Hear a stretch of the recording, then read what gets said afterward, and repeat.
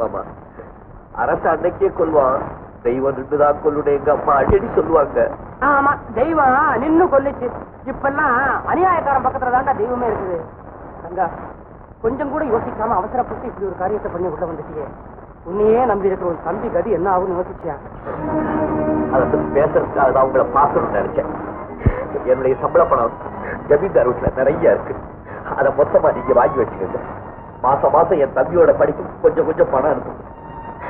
களத்து வீட்டுல நடந்த தகராறோ நான் ஜெயிலுக்குள்ள இருக்கிறதோ என் தம்பிக்கு தெரிய வேண்டாம். வெளியுலகத்துல அனாதை ஆயிட்ட என் தம்பிக்கு இந்த சமயத்துல நீங்க தான் தாய், தகப்பு, அண்ணன் எல்லாம். தெய்வமா இருக்கிற எங்க அம்மாவோட ஆசையும் என்னுடைய லட்சியமும் நிறைவேறணும்னா என் தம்பி நல்லபடியா படிக்கணும். அதுக்கு நீங்க தான் மாமா உதவி செய்யணும். மாமா சரின்னு சொல்லுங்க மாமா, சரின்னு சொல்லுங்க. கவலைப்படாதீங்க, உன் தம்பி துறையை நான் பார்த்துக்கிறேன்.